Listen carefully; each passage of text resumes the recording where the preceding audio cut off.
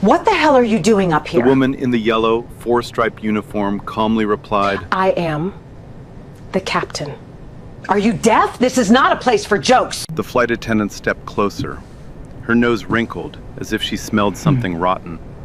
A terrible stench. It smells like garbage! People like you don't even deserve to sit in economy class. Get out before I have someone drag you off this plane! The woman didn't raise her voice. She didn't even blink. I am Captain Brianna Johnson, your pilot today. The flight attendant's lips curled into a contemptuous smile. My pilot? How ridiculous. She yelled, Security! Get this woman off my plane! The flight attendant didn't know that the woman she had just humiliated could cancel 300 flights with just one phone call. Let me take you back. 2 hours before any of that happened. Charlotte, North Carolina, 4:15 in the morning. The world was still asleep. Not even the birds had started yet. Brianna Johnson's alarm didn't buzz. It never needed to.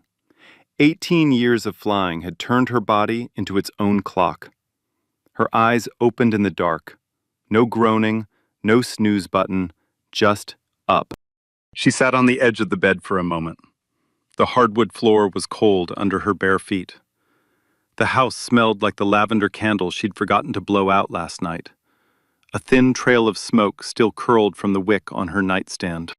She padded down the hallway past a wall of photographs. Her graduation from the Naval Academy. 20-year-old Brianna, grinning so hard her cheeks hurt. A shot of her standing beside an F/A-18 on a carrier deck. Helmet under her arm, the Pacific stretching out behind her like blue glass. A handshake with the Chief of Naval Operations. Each frame a chapter. Each chapter earned in sweat, discipline, and sleepless nights. The bathroom light flickered on. She brushed her teeth, tied her hair back, and stood in front of the mirror. There was a yellow sticky note on the glass. She'd written it years ago. The ink was fading, but the words weren't. Fly like they're watching. Lead like they're not. She ironed her uniform the same way she always did. Crisp lines down the sleeves, not a single wrinkle. She polished her shoes until the leather caught the light. Then she clipped her captain's wings to her chest, 4 gold stripes on each shoulder, and looked at herself one more time. 3,000 flights, 18 years, and it still mattered. She drove to the airport with the windows cracked. The morning air was cool and damp. Jazz played low on the stereo. Coltrane, something soft. She called her mother on speakerphone. They laughed about her nephew's school play. He'd played a tree. Apparently, he was the best tree anyone had ever seen. Her mother's laugh was warm and loud and exactly what a Monday morning needed. A normal morning. A peaceful morning. The last peaceful moment she'd have all day. Charlotte Douglas International Airport, 6:45 a.m., Monday. The terminal was already humming. Rolling suitcases clattered across tile floors, the smell of Starbucks mixed with jet fuel from the tarmac. Fluorescent lights buzzed overhead, casting that flat, pale glow that makes every airport in America feel the same. Somewhere behind the counters, a baby was crying. The ordinary rhythm of air travel. Gate B14, Flight 1128, Charlotte to Washington Dulles. Scheduled departure, 7:30 a.m. Full flight, 142 passengers, business commuters with leather briefcases, families wrestling strollers, a couple of college kids in oversized hoodies.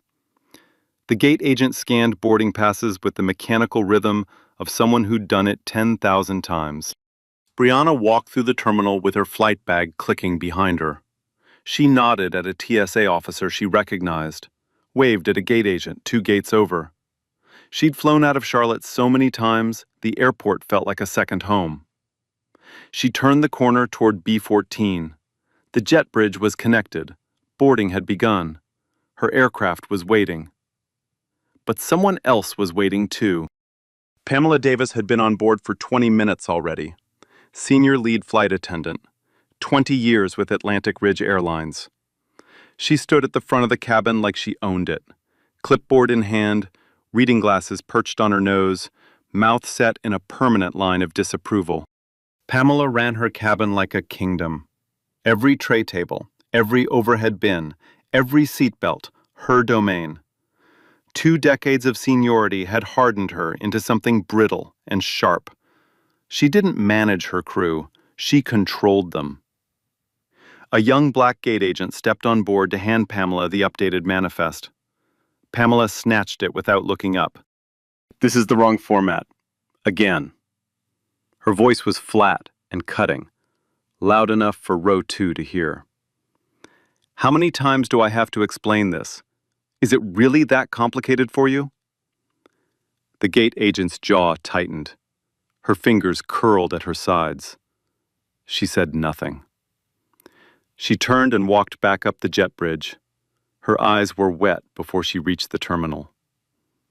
Pamela didn't notice, or didn't care. She'd been told the captain would arrive shortly. She hadn't been given a name, hadn't been given a photo, hadn't asked for either. She had no idea who was about to walk through that door. Brianna stepped onto the jet bridge. The air changed immediately. That familiar smell, recycled cabin air mixed with industrial carpet and hydraulic fluid. She'd breathed it 3,000 times. It smelled like work. It smelled like home. Her heels clicked against the metal floor. The walls hummed faintly, the vibration of the aircraft's auxiliary power unit running beneath her feet. She could see the wing of her aircraft through the small window at the bend of the bridge. Her aircraft.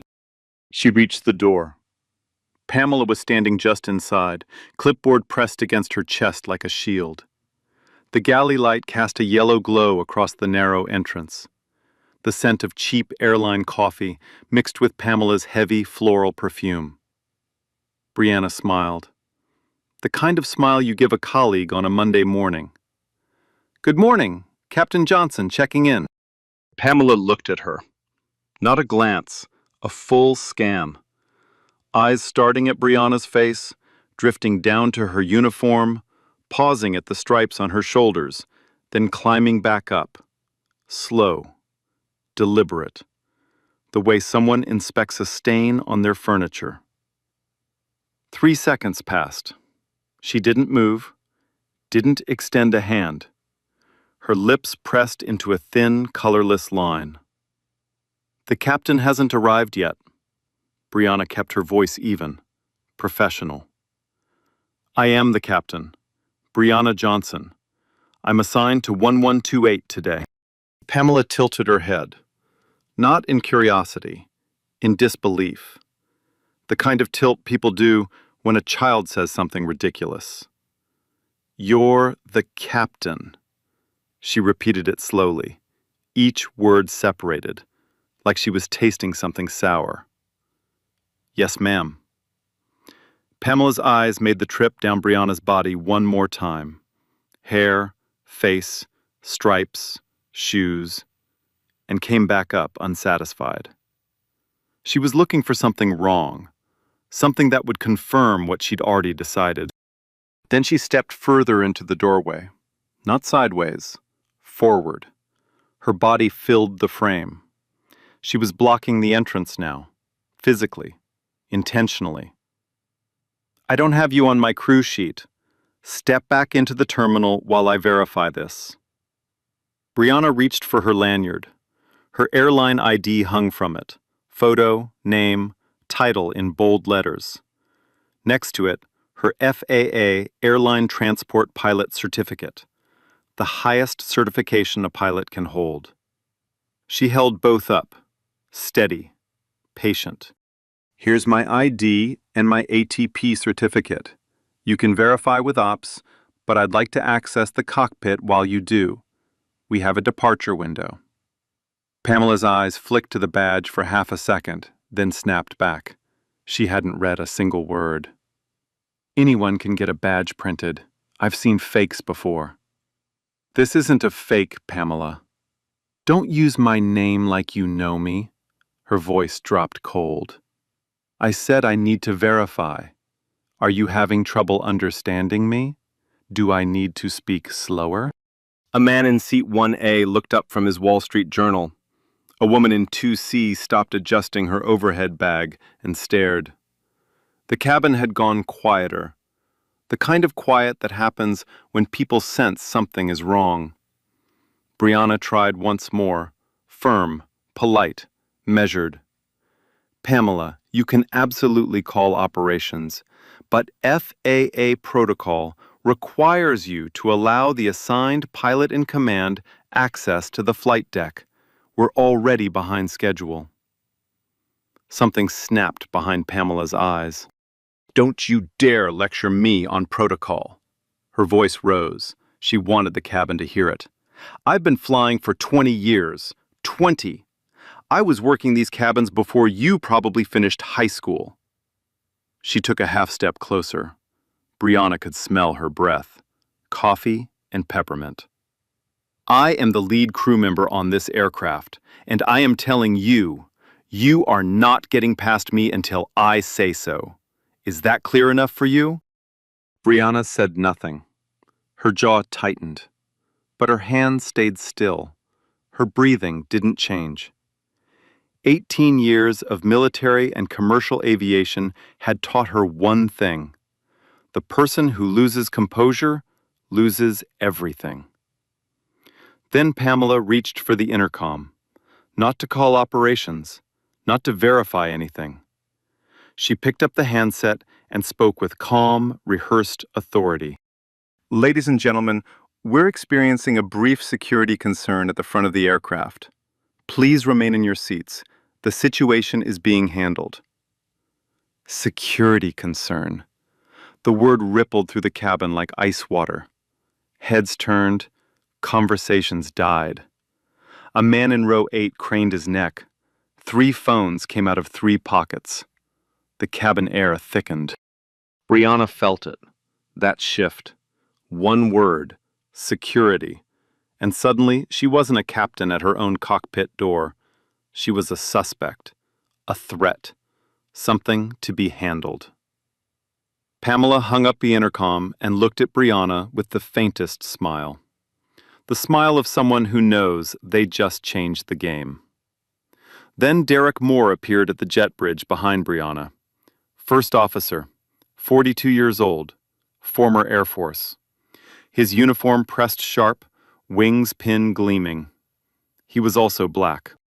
He took one look at the scene and understood immediately. Pamela, that's Captain Johnson. She's the PIC today. Let her through. Pamela's eyes slid to Derek. The same scan, head to toe, that same flicker of something ugly behind her expression. I don't take orders from you either. This isn't an order. It's a fact. Her name is on the crew sheet. Check it. I said I'm verifying. Both of you, step back. Derek opened his mouth again, but Brianna placed a hand on his forearm. Light, quiet, not yet. Let her keep going. Pamela turned back toward the cabin. She straightened her apron, smoothed her hair, and spoke. Not to Brianna, not to Derek, but to the passengers. Loud, clear, theatrical. I'm sorry for the inconvenience, folks. We're just making sure the right people are in the right places today. The right people in the right places. She didn't say the word. She didn't have to. Every person in that cabin understood exactly what she meant. Some shifted uncomfortably. Some looked at their phones. A woman in 3C pulled her son closer. And one man, seat 1A, gray suit, silver watch, actually nodded his approval. Then airport security arrived. A white officer named Craig walked up the jet bridge, mid-30s, buzz cut, radio crackling on his hip. He looked like every airport security officer in every airport in America. Pamela's posture changed instantly. Relief washed over her face. Thank God you're here. She pointed at Brianna the way someone points at a stray dog. This woman is attempting to access the cockpit without authorization. I need her removed immediately. Craig looked at Brianna's uniform, at the 4 gold stripes. He hesitated. Ma'am, can I see your credentials? Brianna handed them over, calmly, for the second time in 5 minutes. Her ID, her ATP certificate, everything in order, everything matching. Craig studied them. His eyes moved between the photo and her face. They matched. He opened his mouth to speak, but Pamela didn't let him. She stepped forward. Her voice cracked like a whip. I don't care what that badge says. I've been flying for 20 years and I have never seen this woman before. She does not belong here. Her face was flushed. A vein pulsed at her temple. Her finger jabbed toward the jet bridge. Get her out! Get her out of here! Now! The entire first-class cabin heard every syllable. The businessman in 2A set his newspaper down. The mother in 3C covered her son's ears. A teenage girl in 4B raised her phone, camera pointed forward. And Sandra Coleman, a junior flight attendant standing near row 5 with wide, horrified eyes, slipped her phone from her apron pocket. She pressed record. The red light blinked. The camera was steady, and it captured everything. What happened next still makes my skin crawl. Craig stood there, holding Brianna's credentials, 2 forms of valid identification, photo match, name match, everything legitimate. Any reasonable person would have handed them back, apologized, and stepped aside. But Pamela wasn't interested in reasonable. She reached across Craig, physically reached across his chest, and snatched Brianna's badge right off her neck. The lanyard pulled tight against Brianna's skin for 1 sharp second before the clasp snapped. The sound was small, a tiny click of breaking plastic, but in the silence of that galley, it sounded like a gunshot. Passengers in the first 3 rows gasped. One woman covered her mouth. A child in row 3 whispered, "Mommy, what's happening?" Pamela held the badge up between 2 fingers. She tilted it back and forth under the galley light like she was examining a piece of cheap jewelry at a flea market. Her lip curled. Then she tossed it onto the galley counter next to the coffee pot. It slid across the metal surface and stopped against a stack of napkins. This doesn't prove anything. She said it like she was bored, like the whole thing was beneath her, like Brianna was beneath her. Brianna looked down at her neck. A faint red line crossed her skin where the lanyard had pulled. She didn't touch it. She didn't rub it. She just looked at it for a moment, and then looked back up. Her voice was low, controlled, every word a brick laid carefully on top of the last. You just put your hands on a crew member, on an active aircraft. That is a federal offense, Pamela. Pamela laughed. Not a nervous laugh, not an awkward laugh, a real laugh. The kind of laugh that comes from someone who genuinely believes they are untouchable. The kind that echoes off metal walls and settles into your chest like something cold. Federal offense? Sweetheart, you are not crew until I say you're crew, and I haven't said it. I won't be saying it. She turned to Craig. Why is she still standing here? I asked you to remove her 5 minutes ago. Do your job. Craig shifted his weight from one foot to the other. His hand rested on his radio, but he didn't key it. His eyes kept drifting back to Brianna's uniform, to the stripes, to the wings pin on her chest. Something was wrong, and he could feel it in his gut. But Pamela's confidence was louder than his doubt. 20 years of seniority has a sound. It sounds like certainty. Ma'am, he he said to Brianna. His voice was apologetic but firm. "Could you step off the aircraft for a moment, just until we get this sorted out?" Brianna looked at Craig. She looked at his hand on the radio. She looked at Pamela, who was already smiling again, that satisfied, territorial smile. The smile of a woman who had just won something she didn't deserve to win. "Of course," Brianna said quietly. "I'll be on the jet bridge." She didn't storm off. She didn't slam anything. She simply turned, picked up her flight bag, and walked back through the aircraft door. Her footsteps were even. Her posture was straight. Not a single person watching would have known that her heart was hammering so hard she could feel her pulse in her fingertips. The jet bridge was cold.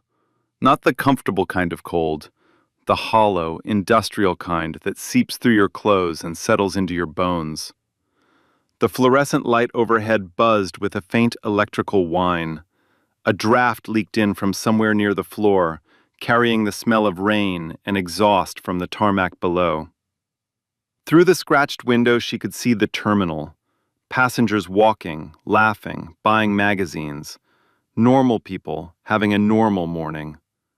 She stood there, alone. Her badge was still on the galley counter. Her lanyard was broken. Her credentials had been examined, handled, tossed aside like trash.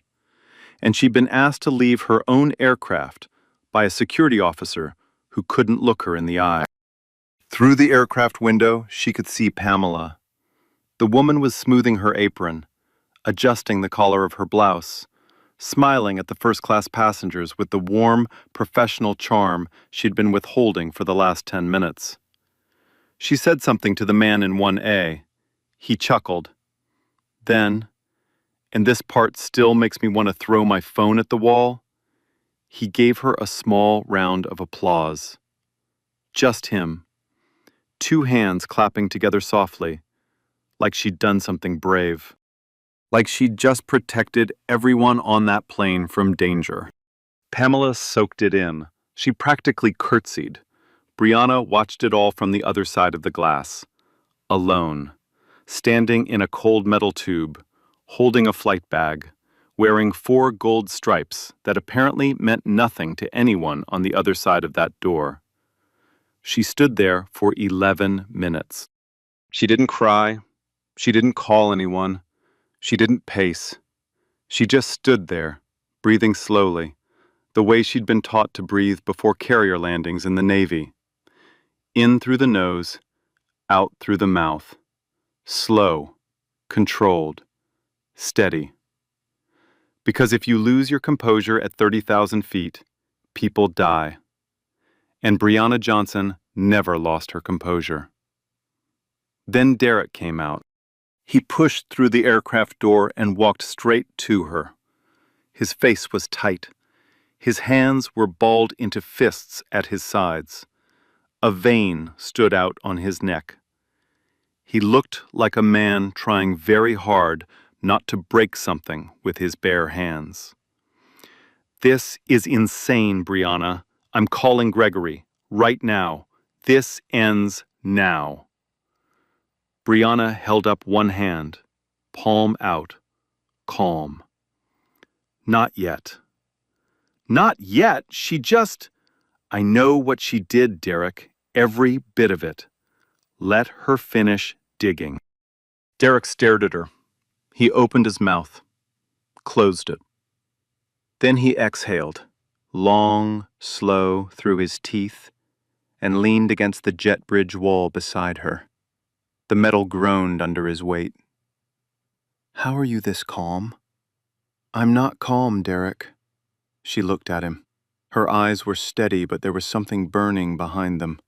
Something patient and hot, like embers waiting for wind. "I'm strategic." She pulled out her personal phone, opened the Atlantic Ridge Airlines internal operations app, tapped into the crew scheduling module for Flight 1128. And there it was, right there on the screen, in black letters on a white background, plain as daylight. P I.C. Johnson, Brianna A., Captain. She screenshotted it. Then she scrolled down to the cabin crew assignments, found Pamela's name, screenshotted that too. Then she opened the timestamps, when the schedule was published, when it was confirmed, when Pamela would have received her briefing packet with the captain's name on it. Screenshot, screenshot, screenshot. Every piece of evidence, every digital receipt. Saved, cataloged, organized, ready. Derek watched her work. A slow smile crept across his face. Not a happy smile, a knowing one. The kind of smile a man gets when he realizes the person next to him is 10 moves ahead in a chess game nobody else knows is being played. She has no idea, does she? None whatsoever. Back inside the aircraft, the situation wasn't getting better. It was getting managed, and that was worse. A gate supervisor named Todd Wilson arrived. White, mid-40s, thinning hair, sweat already beading on his forehead, despite the air conditioning blasting from the overhead vents. Pamela had called him before Craig even arrived. She'd gotten to him first. She'd already built the narrative, already laid the foundation. Todd, thank God. Pamela intercepted him at the aircraft door, her hand on his arm. Familiar, conspiratorial. Her voice dropped to a low, concerned whisper, the voice of someone sharing a secret. We've had an unauthorized individual attempt to access the cockpit. I handled it. Security is here. But I need you to make sure she's removed from the gate area entirely, for the safety of our passengers. Todd nodded. He didn't ask questions. He didn't ask for another perspective. He walked out to the jet bridge where Brianna was standing. He looked at her uniform. He looked at the stripes. He looked uncomfortable.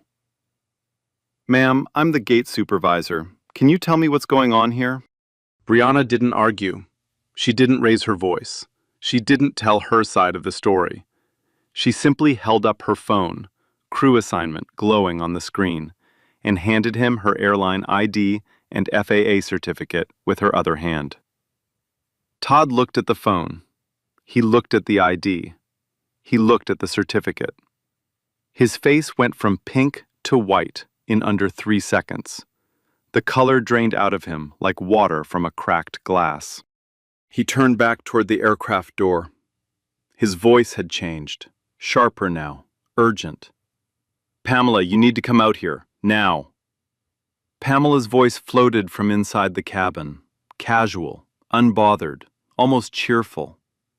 I'm preparing for departure, Todd. Tell her to take another flight. Tell her to take another flight. The captain of the aircraft, the pilot in command, told to take another flight by a flight attendant who refused to look at her badge. Todd stood in the doorway, trapped. A senior attendant who wouldn't listen on one side, a senior captain who had every right to be furious on the other. His radio crackled. A voice from operations asked about the delay. He didn't answer. He didn't know what to say. Because Flight 1128 was now 22 minutes past its scheduled departure. The delay board at gate B14 flickered once, then refreshed. Delayed. The passengers saw it. Some groaned. Some pulled out their phones to check connections. A man in row 12 muttered something about missing his meeting. A woman near the back called her office to say she'd be late. And Brianna Johnson stood on the jet bridge, still waiting, still watching, still holding her phone with its screen full of screenshots. But she wasn't waiting for permission anymore. She was waiting for the right moment. And it had just arrived. Brianna stepped away from the jet bridge door. She walked 5 paces toward the terminal, away from Todd, away from Craig, away from the aircraft where Pamela Davis was still smoothing her apron and smiling at passengers like nothing had happened. She pulled out her phone, scrolled through her contacts, found the name she was looking for. Gregory Adams, Vice President of Operations, Atlantic Ridge Airlines. She pressed call. He picked up on the second ring. Brianna, you're on 1128 today, right? I see a delay flag on the board. What's going on? Brianna spoke the way she filed flight reports. Calm, clinical, no emotion, just facts. Gregory, I arrived at the aircraft at approximately 6:50 a.m. in full uniform with proper credentials. The lead flight attendant, Pamela Davis, refused to allow me access to the cockpit. She questioned my identity.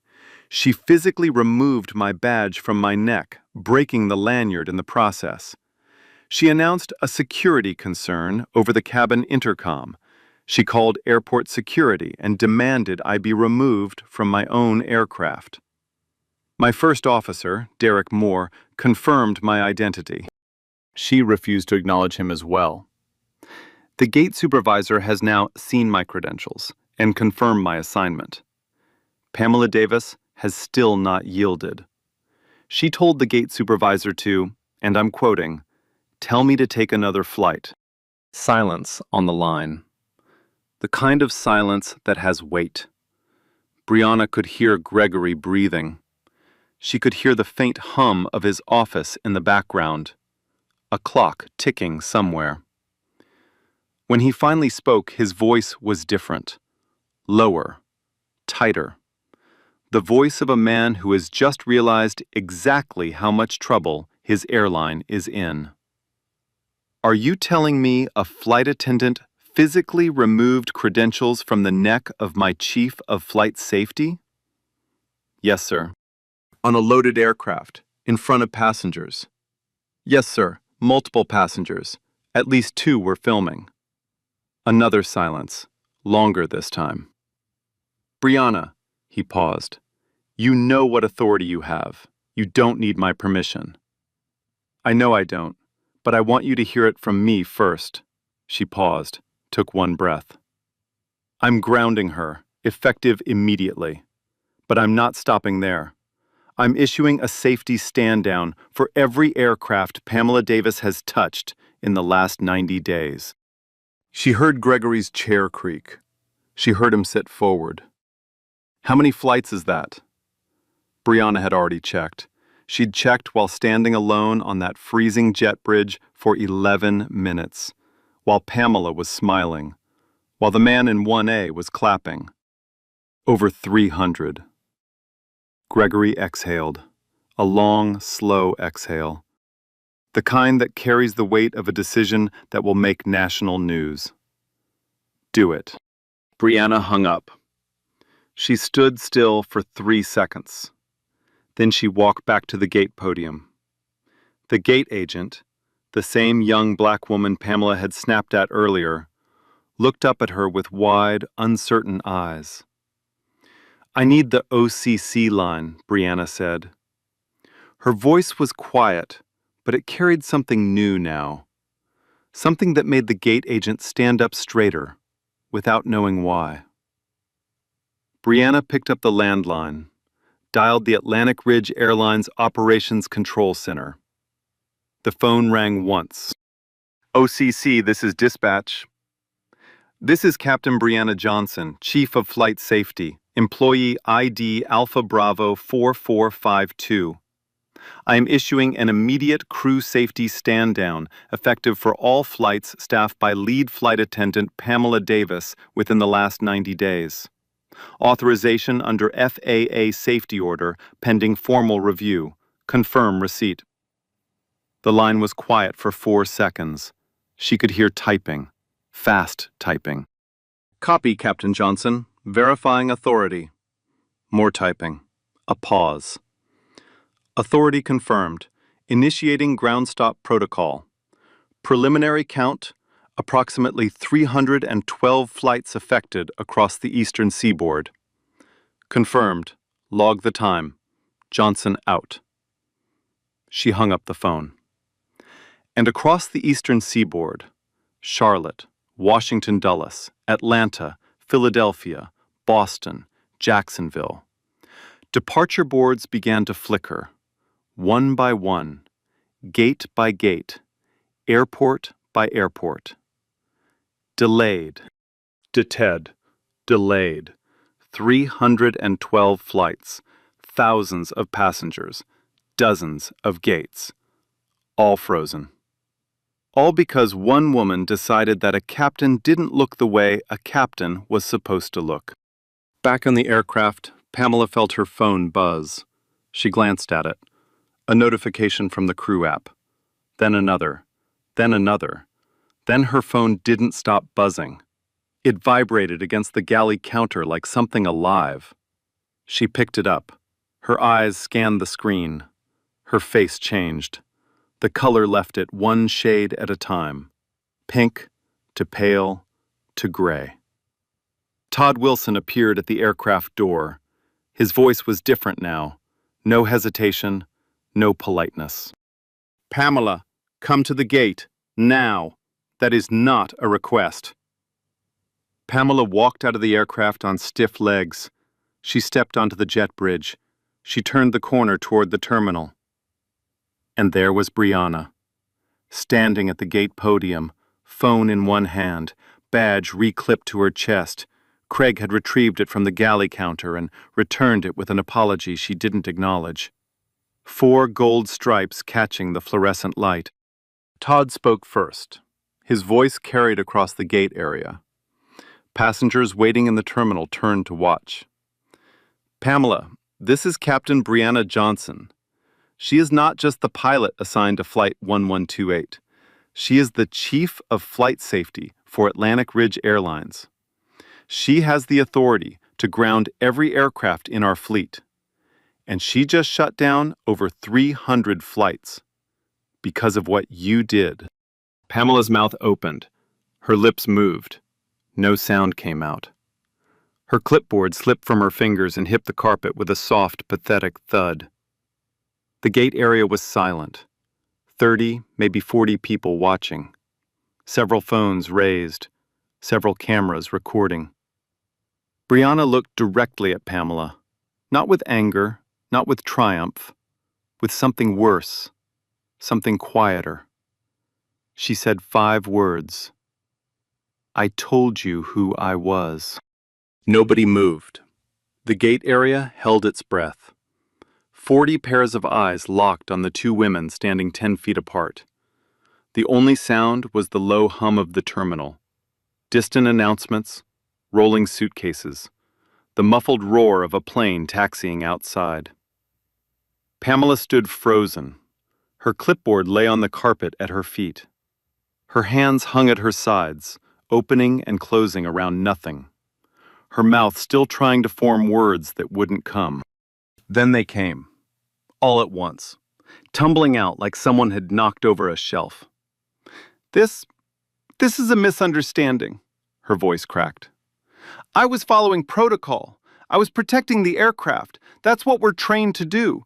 That's what 20 years of experience looks like. Nobody responded.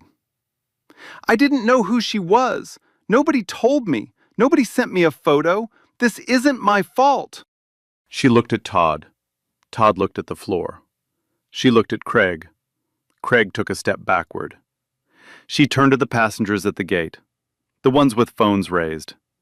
She tried the warm smile, the one that had worked on the man in 1A. It didn't work anymore. Can we just sit down and talk about this, please? I think if we... Pamela. Brianna's voice cut clean through the noise. Quiet. Final. Your union rep will be in touch. 7 words, and then silence. Brianna turned back to the podium. She was done with this conversation. Pamela leaned against the jet bridge wall. Her fingers pulled at her collar like it was too tight. Her breathing went shallow, fast, the breathing of someone who just realized the ground beneath her feet was no longer solid. Craig approached carefully. Ma'am, I'm going to need you to come with me. Come with you where? I haven't done anything. Ma'am, please. His radio crackled. A voice confirmed airline management was en route. Pamela heard it. Whatever fight she had left drained out of her like air from a punctured tire. She didn't speak again. 90 minutes later, Gregory Adams walked through the terminal doors. He'd driven from the airline's regional headquarters in uptown Charlotte. He'd spent the drive on the phone with legal, communications, and the FAA liaison. By the time he reached gate B14, he knew everything. Tall man, 55, silver hair. The kind of executive who wore authority the way other people wore cologne. You sensed it before you saw it. He didn't greet Pamela, didn't ask her side, didn't offer the professional courtesy of pretending this was complicated. Pamela Davis, you are immediately suspended from all duties pending a full investigation by Internal Affairs and the Federal Aviation Administration. Your airline credentials are confiscated. Your access badge is deactivated, effective now. He held out his hand, palm up. Pamela's fingers trembled as she unclipped her airline ID from her blouse, then her access badge, then her crew card. Each one removed like a piece of armor being stripped away. Gregory handed everything to a security officer behind him. Escort Ms. Davis to her vehicle. She is not to re-enter this terminal. Pamela walked between two security officers through the terminal, past the Starbucks, past the magazine stand, past the TSA checkpoint where officers watched her go.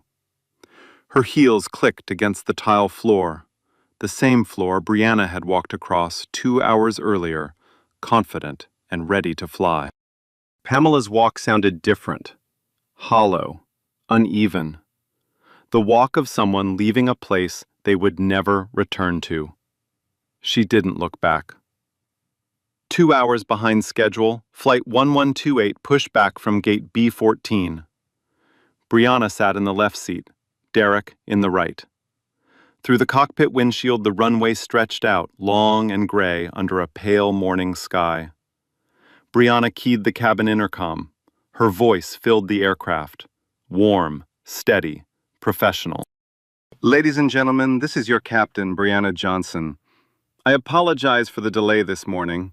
We're cleared for departure and will have you in Washington shortly. Thank you for your patience. She released the button. The cabin was quiet for a moment. Then the applause started. Not from one person, from everywhere, row after row, seat after seat. 142 passengers clapping for the woman who'd been told she didn't belong on this plane. This time, the applause was for the right person. Sandra Coleman's phone had been recording for 9 minutes and 14 seconds. She didn't know that yet. She didn't know that those 9 minutes were about to change everything. That evening, Sandra sat in her apartment in Charlotte. She watched the video 3 times. Her hands were shaking. She'd never done anything like this before. She was 28 years old, 3 years into her career at Atlantic Ridge Airlines, and she had just filmed her senior colleague committing what appeared to be a federal crime. She uploaded the video to her personal social media account at 8:47 p.m. with one sentence. "This happened on my flight today. Watch the whole thing." By midnight, the video had 200,000 views. By sunrise, it had crossed 2 million. By the following afternoon, it was everywhere. The footage was damning. Crystal clear audio, Pamela's voice cutting through the cabin, "Get her out." The badge snatch, the lanyard snapping, Brianna's face, calm and still as stone, while a woman screamed at her in front of 142 strangers. And the moment that made the internet lose its collective mind. The man in seat 1A, clapping. 2 soft, entitled hands coming together in approval of something ugly. The hashtag came naturally. Nobody planned it, nobody coordinated it. It just appeared, the way these things do when enough people feel the same thing at the same time. Hashtag let her fly. It trended nationally within 12 hours. Nathan Wilson, a 30-year-old reporter at the Charlotte NBC affiliate, broke the story on the 6 o'clock news. He stood in front of Charlotte Douglas International Airport with the terminal glowing behind him. The headline on the screen read, "Airline attendant blocked black captain from cockpit. Captain grounded 300 flights in response." He'd interviewed 3 passengers from Flight 1128. 2 of them used the word disgusting. 1 of them cried on camera. Aviation experts appeared on cable news panels. Civil rights leaders issued statements. A retired airline captain, white, 63 years old, 35 years of experience, went on national television and said he'd never seen anything like it in his entire career. The story didn't fade. It grew. Within 48 hours, Denise Taylor stepped in. FAA Regional Director, 50 years old, 22 years with the Federal Aviation Administration. She had the kind of face that didn't move much. Steady eyes, a jaw that looked like it had been carved from something hard. She didn't give press conferences. She gave orders. She opened a formal investigation into 3 questions. First, whether Pamela Davis's actions constituted interference with a flight crew member under Federal Statute 49 U.S.C. Section 46,504. That's a federal crime, a serious one, the kind that carries up to 20 years in prison. Second, whether Atlantic Ridge Airlines followed its own protocols for crew identification and conflict resolution. Third, whether the airline's training programs adequately addressed implicit bias among senior crew members. Investigators pulled records. They pulled Pamela's personnel file. They pulled complaint histories. They interviewed 17 crew members across 4 bases. And what they found was worse than anyone expected. 3 additional crew members came forward within the first week. Each of them had filed complaints against Pamela Davis in prior years. A black first officer who said Pamela refused to bring him coffee in the cockpit during a 6-hour flight, something she did routinely for white captains. A Latino flight attendant who said Pamela told him his accent made passengers uncomfortable and tried to have him reassigned. A black gate agent, the same young woman Pamela had snapped at the morning of Flight 1128, who said Pamela called her slow in front of passengers on 3 separate occasions. 3 complaints, 3 different people, 3 different years, all filed through the proper channels, all documented, all dismissed. Every single one. Marked in the system as personality conflict, no action required. The airline's internal review confirmed it. Atlantic Ridge Airlines had a procedure for discrimination complaints. The procedure existed on paper. It looked professional. It had flowcharts and escalation paths and designated review officers. And it had failed, completely, systematically, repeatedly, to protect a single person who used it. The airline's CEO, Harold Anderson, stood behind a podium 3 days after the story broke. Camera flashes exploded in front of his face. Microphones bristled from every angle. He read from a prepared statement, but his hands were trembling slightly. He knew what was coming. He acknowledged the failure. He called it unacceptable. He announced immediate reforms, mandatory anti-bias training for all crew members at every level, an independent review board for discrimination complaints staffed by external civil rights professionals, a complete audit of every complaint filed in the previous 5 years, and a formal public apology to Captain Brianna Johnson. He said her name twice. Both times, the room went quiet. The legal consequences came next. They came fast. Federal prosecutors in the Western District of North Carolina charged Pamela Davis with interference with a flight crew member, a federal felony. The indictment described her actions in precise, colorless legal language, but every sentence carried the weight of what the whole country had already seen on video. Pamela's attorney negotiated a plea arrangement. She pleaded guilty to a reduced charge. The judge, a 61-year-old woman named Judge Catherine Moore, accepted the plea, but made it clear during sentencing that she found the conduct deeply troubling. The sentence was firm: 18 months of supervised probation, a permanent lifetime ban from the aviation industry, 200 hours of community service with civil rights organizations, and a $15,000 fine. Pamela stood in the courtroom in a gray blazer, hands folded in front of her. She didn't speak. Her attorney spoke for her. He said she was remorseful and committed to personal growth. The words landed in the courtroom like coins dropped on concrete. Small, hard, unconvincing. The airline reached a separate settlement with Brianna. The terms were confidential. But in a later interview, Brianna made one thing clear. The settlement was never her goal. "I didn't do this for money," she said. "I did this because the next woman who walks onto that jet bridge might not be the chief of flight safety. She might just be a pilot, a new pilot, a young pilot, and she deserves to walk through that door without having to prove she's human first." One last thing. The man in seat 1A, gray suit, silver watch, the one who clapped for Pamela. He was identified in the video within 24 hours. The internet found him the way the internet always does, quickly and without mercy. He posted a public apology on social media. He said he didn't fully understand the situation and deeply regretted his actions. The comment section was not kind. The judge's closing remarks were brief, but one line was quoted in every major newspaper the following day.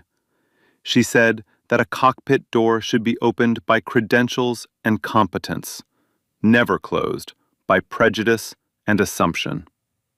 That line was printed on posters, shared millions of times, turned into a mural on a wall in downtown Charlotte. And Pamela Davis never set foot on an airplane again. 6 months later, Brianna Johnson's face appeared on the cover of Aviation Weekly. The photograph showed her standing on a tarmac at sunrise, arms folded across her chest, 4 gold stripes catching the orange light. The headline read, "The Captain Who Grounded 300 Flights and Changed an Industry." She didn't ask for the cover. She didn't pitch the story.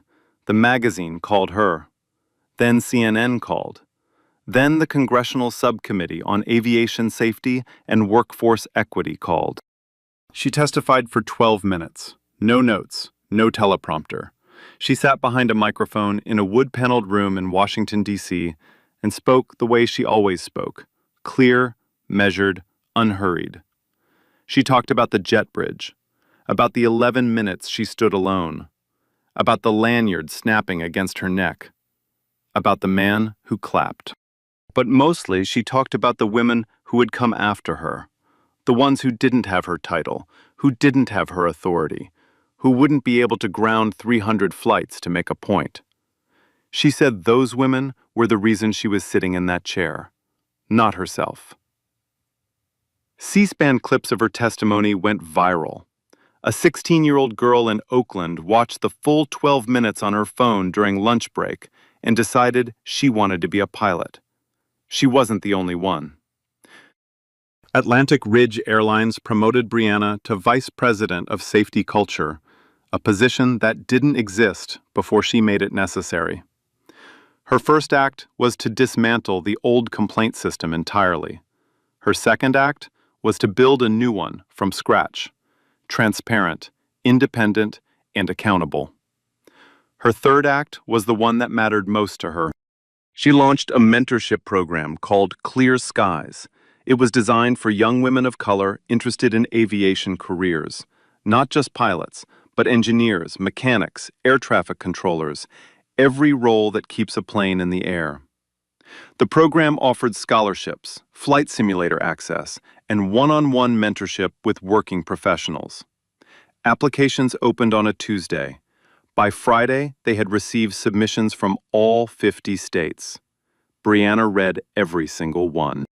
One evening, about a month after the magazine cover came out, Brianna drove to her mother's house in East Charlotte. The porch light was on. The screen door was unlocked. The house smelled like pot roast and cornbread, the same smell it had carried since Brianna was 9 years old. Her mother was sitting in the living room. On the wall behind her, Two frames hung side by side. On the left, Brianna's Naval Academy graduation photo. 20 years old, white uniform, proud smile. On the right, the Aviation Weekly cover. Same woman, same pride, 2 decades apart. Her mother looked at the wall, then looked at Brianna. I always knew those wings meant something. Brianna sat down beside her. She didn't say anything for a while. She didn't need to. Some moments don't need words. They just need someone who is there from the beginning. As for Pamela Davis, her aviation career was over, permanently. She attempted to write a blog post portraying herself as the victim of a politically motivated witch hunt. It gained minor traction for about 4 hours before former colleagues, passengers from Flight 1128, and the internet at large dismantled it piece by piece. The airline revoked her retirement benefits pending the outcome of the federal case. Former friends stopped returning her calls. 20 years of seniority dissolved like sugar in hot water. She completed her 200 hours of community service at a cultural awareness center in Charlotte. Near the end, she told a coordinator something quiet, almost a whisper. I didn't realize how deep it went. Whether she meant the bias or the consequences, nobody could say for certain. Maybe she didn't know either. So here's my question, and I really want you to answer it in the comments. If you were standing in that jet bridge, watching someone get blocked from the seat they earned, would you have said something? Or would you have looked away? Drop your answer below. If this story made you feel something, hit that like button. Share it with someone who needs to hear it. And if you haven't already, subscribe, because we tell stories like this every week. Stories where justice doesn't just happen, it lands. You know what stays with me? Brianna told her who she was, showed her the badge, showed her the certificate. Everything was right there, and Pamela still said no because she wasn't looking at the credentials. She was looking at the skin, and once she saw that, nothing else mattered. And that happened every day. People will look at you and decide you are not enough before you even get a chance to prove them wrong, not because of what you can do, because of what you look like. And no badge in the world can fix that in their eyes. But here's what I need you to understand. That's not about you, that's about them. Their blindness doesn't erase your ability. Their no doesn't cancel your qualifications.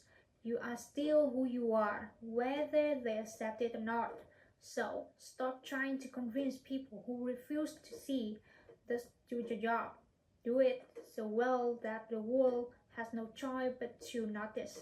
You don't need their approval. You need your own. Like, share, and subscribe. Real stories, real justice, every week.